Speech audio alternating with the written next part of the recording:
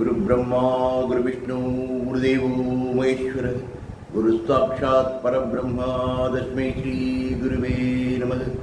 वर्षोत्पजाय विद्महे ग्नेयस्ताय धीमहि तन्नो गुरु प्रचोदयात्। कांचीवासाय विद्महे शान्तरूपाय धीमहि तन्नो चन्द्रशेखरेन्द्र प्रचोदयात्।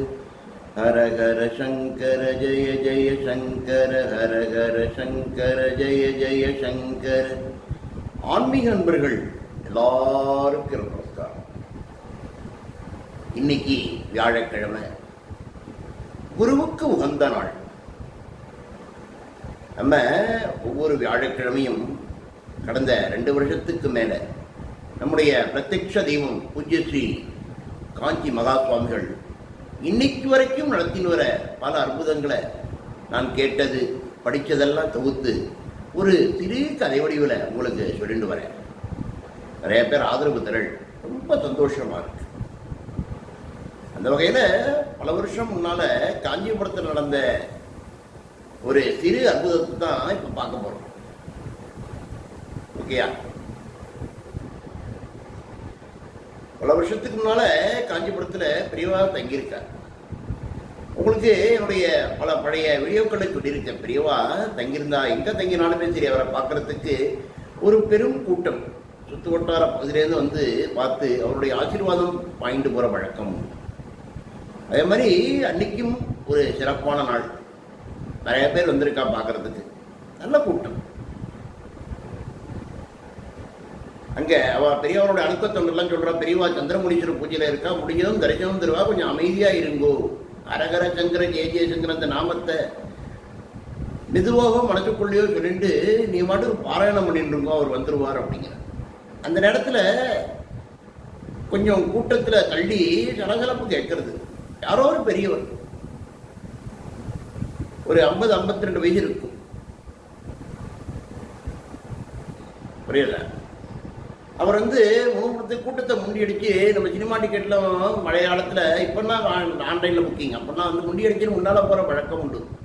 அந்த மாதிரி முண்டியடிச்சுன்னு போகிறதுக்கு பார்க்குறாரு. அதனால் அங்கே சடத்தில் அணுக்கத்தொன்று உன்னேங்க போய் அவரை சாந்திப்படுத்துகிறார். அந்த அவசரப்படக்கூடாது, இந்த மாதிரி பூஜை பண்ணியிருக்கா பெரியவா, அதை டிஸ்டர்பன்ஸ் ஆகுது, நீங்கள் மெதுவாக வாங்க, உங்கள் வருஷம் வரும்போது கண்டிப்பாக வரும், பூஜை முடிச்சுன்னா தரிசனம் பண்ணும்போது வந்து பார்க்கலாம், அமைதியாக இருக்கும் தாத்தா, இந்த மாதிரிலாம் முண்டியடிச்சுன்னு வரக்கூடாது, தெரியாது அவங்களுக்குங்கிறார்.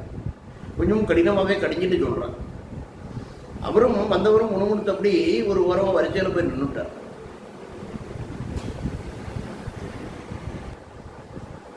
அந்த அணுக்கத்தொன்று அந்த மாதிரி அவரை சமாதானப்படுத்தும் போது பெரியவா பூஜை முடிச்சு உள்ள வந்துட்டு அவர் கண்ணில் இது பட்டுடுறது. உடனே அங்கேருந்து அவர் சமாதானம் அணுக்கத்தொன்று விரல் சுடுக்கி பெரியவா கூப்பிட்றான். விரல் சுடுக்கும் பெரியவரோட பார்த்தோன்னா நல்ல கணீர்னு கேட்கும். இதில் நம்ம ஸ்பீக்கரில் வராமல் பக்கத்தில் கூப்பிட்ட உடனே இந்த அடுக்கத்தொன்று இந்த மாதிரி நடந்ததுன்னு சொன்னார். அவர் சொன்னார், அவரை கூப்பிட்டுவாங்க முதல்ல என்ன அப்படிங்கிறார். உடனே அவரை கூப்பிட்டு இவருக்கு ஒரே ஆனந்தம் வந்தவருக்கு. உடனே நம்ம பார்க்க போகிறோம் பெரியவாள். பெரியவா முன்னால் வந்து இவருக்கு என்ன சொல்கிறதுன்னு தெரியல. பெரியவா நான் என்ன சொல்ல வரேன்னா அப்படிங்கிற. பெரியவா உடனே கையை காட்டுற கொஞ்சம் நிறுத்து அப்படிங்கிற மாதிரி. உங்கள் பேர் என்ன அப்படின்னு கேட்குறாரு. பிரணதார்த்தி அப்படிங்கிறாரு அவர் வந்தவர். கொஞ்ச நேரம் அமைதியாக இருக்கும் பிரணதார்த்தி. நான் என்ன சொல்ல வரேன்னா, ஒரு ஓரமாக உட்காரும், ஒரு 1/2 மணி நேரம் உட்காரும்.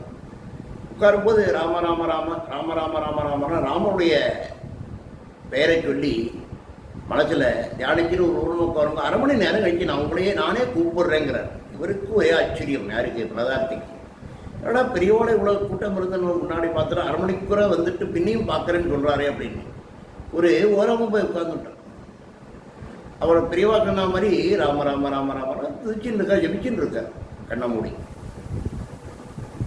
கூட்டம் கொஞ்சம் கொஞ்சமாக நகர்றது. இவருடைய நின்று இடத்துக்கு இவருடைய டேர்ன் வரும்போது பெரியவா கரெக்டாக அவரை கூப்பிட்றார். பிரணதார்த்தி அப்படிங்கிறார். ஓடி வரார். ஓட்டமும் நடையுமா வந்து நமஸ்காரம் பண்ணுறார். சொல்லு அப்படிங்கிறார். அப்போ இந்த பிரணதார்த்தி மாமா சொல்கிறார், பெரியவா உங்களுக்கு தெரியாது ஒன்றும் கிடையாது, எனக்கு ஆற்றுல நிம்மதியே இல்லை, ஆஃபீஸில் போனால் அங்கேயும் நிம்மதி இல்லை, வெளியில் வந்தால் கடன் தொல்லை, மண்டையே வெடிக்கணும் போல இருக்கு, நான் யார்கிட்ட சொல்லியும் எந்த ஒரு பயனும் இல்லை, நீங்கள் தான் இதுக்கு ஒரு உபாயம் சொல்லணுங்கிறார். கண்ணீர் தாரதாரையாக ஊத்துறது சொல்லும்போது நான் தழுதெடுக்கிறது. பெரியவா பிரதார்த்தி சொல்ற, பிரதார்த்தி இப்போ அரை மணி நேரம் முன்னாலும் நீ என்ன பண்ணினேன்? ராம ராம ராம நீங்கள் ஜபிக்க சொல்லி ஜபிச்சுன்னு இருந்தேன், அதையே பண்ணி எல்லாம் சரியா போடுங்கிற பெரியவா அந்த மாதிரி சொல்லியிருக்காரு. உடனே பிரதார்த்தி நம்ம தான் யார்கிட்ட பேசுறது ஒரு விஷயம் மறந்துட்டு ராமநாமா சொன்னா போதுமா பெரியவா, நடந்துருமா என்ன அப்படிங்கிறார். நடக்கும் பாரு, நீ செய்யி, இதையே செய்யி அப்படிங்கிறார் பெரியவா. சொல்லிட்டு இதை சொல்றார், நான் ஒரு கேள்வி கேட்கிறேன் தெரியுமா, பதில் சொன்னா சொல்லு பிரதார்த்திங்கிறார். சொல்லுங்க பெரியவா. ராமநாமத்தை உச்சரிக்கும் போது கண்காணாம ஒருத்தர் யாரோ வருவார். யாருன்னு தெரியுமா? நமக்கு தெரியும் பெரியவா, ஹனுமான். ஹனுமன் யாரு? சிவனுடைய ரூபம். ஸோ சிவன் வந்தாச்சு. சிவன் வந்தாச்சுன்னா கூடவே அம்பாள் வர வழக்கம் உண்டு. அம்பாளும் சிவனும் வந்துட்டோன்னா அம்பாளோட குழந்தைகளான நம்ம முருகனும் விநாயகரும் வந்துருவா இல்லையா? ஆமாம் பெரியவா. அப்படி வந்தாச்சுன்னா என்ன ஆகும்? அங்கே சிவகுடும்பம் வந்தாச்சுன்னா மங்களம் உண்டாயிடும். மங்களம் ஒரு இடத்துல நிரந்தரமாக தங்கணும்னா மகாலட்சுமி வரணும். மகாலட்சுமி வந்துடுவாங்க. மகாலட்சுமி வந்துட்டாக்க விஷ்ணுவும் வந்துடுவாரு. புரியுறதா? அந்த மாதிரி ஒவ்வொருத்தரும் அங்கே வந்துடுறாங்க. எல்லாரும் அந்த இடத்துல மங்களம் ஓன்னு இருக்கும், சந்தோஷமும் சுபிட்சமும் நிலைச்சுன்னு இருக்கும். புரியுறதா? அதனால தான் சொல்கிறேன், உனக்கு ராமநாமத்தை சொல்லின்று டெய்லி சொல்லு. எப்பப்போ டைம் கிடைக்கிறதோ அப்பப்போ சொல்லு. வேற எதையுமே சிந்தனை பண்ணாத, எல்லாம் நல்லபடியாக நடக்கும் அப்படின்னு பிரசாதத்தை கொடுத்து அனுப்புகிறார். இது என்ன சூட்சமும் சொல்ல வரேன்னா, ராமநாமத்தை நம்ம சொன்னால் என்ன பலன் உண்டாகுங்கிறத இந்த பிரணதார்த்தியுடைய அந்த நிகழ்ச்சியின் மூலமாக பெரியவா உணர்த்தினது மட்டுமில்லாமல், ராமநாமத்தை நம்ம ஏன் உச்சரிக்கணும், அப்படி உச்சரித்தா என்ன ஆகும் அப்படிங்கிறத பிரணதார்த்தியோட நிகழ்வு நடத்துறத நம்ம ஒரு தெய்வத்தின் திருவிளையாடலாகவே நினச்சிக்கலாம். ஏன்னா சாட்சாத் பெரியவாதான் தெய்வம், தெய்வம் தான் பெரியவாள். பரமேஸ்வரன் தான் தெய்வம், பரமேஸ்வரன் தான் நம்ம பெரியவாள்.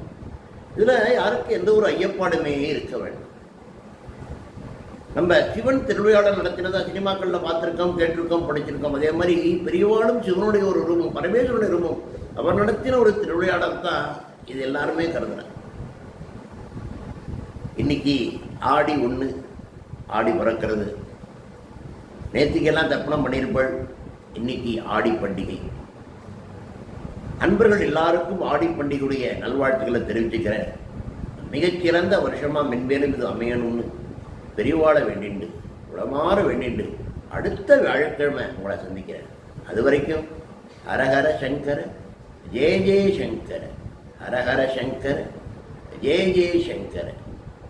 எல்லாருக்கும்